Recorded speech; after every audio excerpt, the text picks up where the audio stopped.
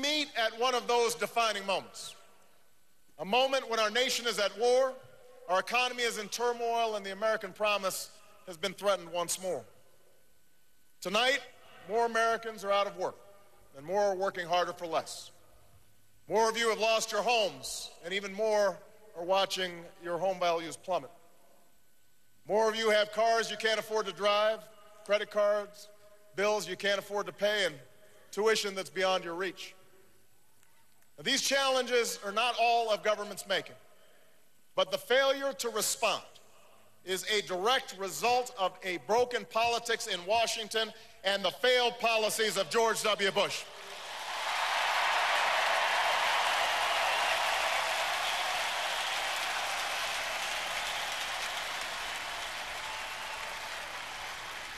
America, we are better than these last 8 years. We are a better country than this. This country's more decent than one where a woman in Ohio on the brink of retirement finds herself one illness away from disaster after a lifetime of hard work. We're a better country than one where a man in Indiana has to pack up the equipment that he's worked on for 20 years and watches it shipped off to China, and then chokes up as he explains how he felt like a failure when he went home to tell his family the news. We are more compassionate than a government that lets veterans sleep on our streets and families slide into poverty, that sits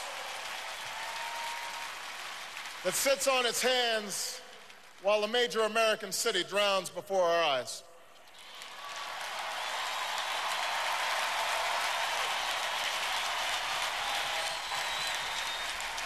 Tonight I say to the people of America, to Democrats and Republicans and independents across this great land, enough. This moment,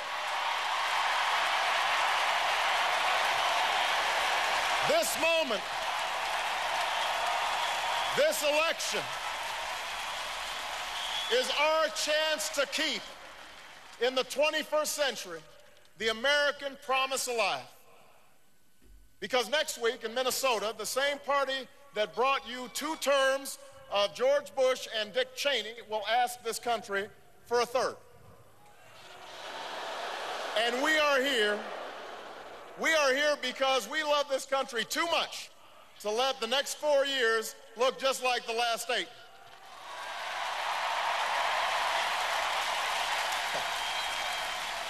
On November 4th, we must stand up and say, 8 is enough.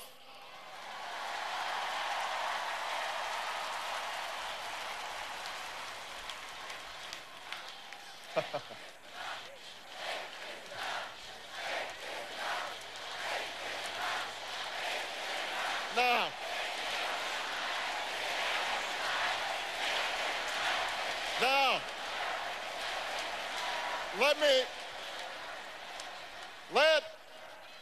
let there be no doubt. The Republican nominee, John McCain, has worn the uniform of our country with bravery and distinction. And for that, we owe him our gratitude and our respect.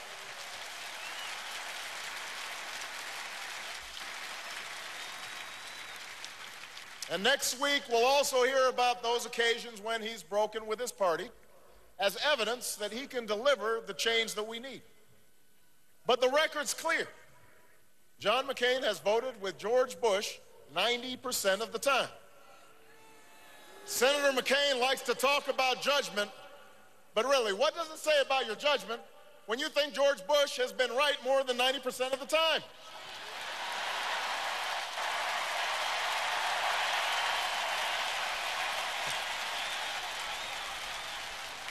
I don't know about you, but I'm not ready to take a 10% chance on change.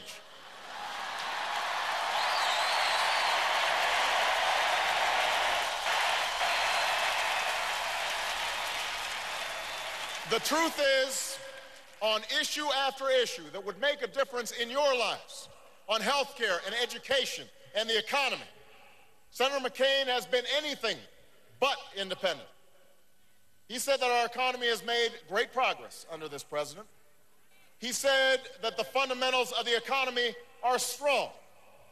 And when one of his chief advisors, the man who wrote his economic plan, was talking about the anxieties that Americans are feeling, he said that we were just suffering from a mental recession and that we've become, and I quote, a nation of whiners.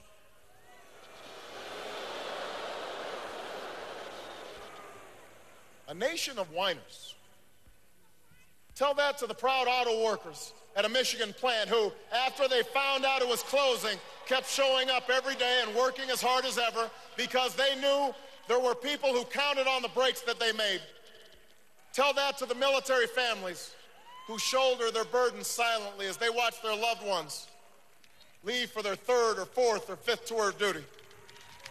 These are not whiners. They work hard and they give back and they keep going without complaint. These are the Americans I know.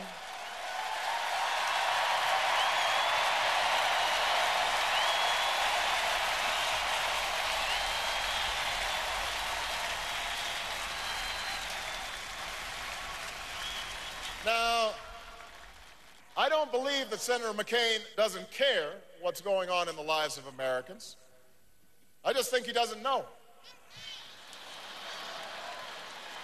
Why else would he define middle class as someone making under $5 million a year? How else could he propose hundreds of billions in tax breaks for big corporations and oil companies, but not one penny of tax relief to more than 100 million Americans? How else could he offer a health care plan that would actually tax people's benefits?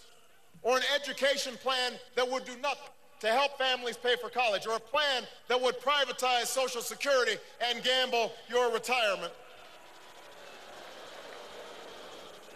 It's not because John McCain doesn't care. It's because John McCain doesn't get it. For over 2 decades, he subscribed to that old discredited Republican philosophy. Give more and more to those with the most and hope that prosperity trickles down to everyone else. In Washington, they call this the ownership society. But what it really means is that you're on your own.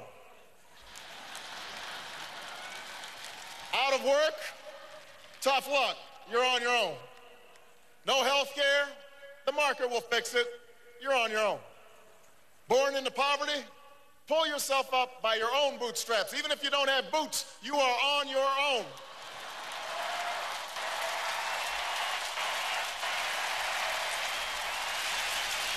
Well, it's time for them to own their failure. It's time for us to change America. And that's why I'm running for president of the United States.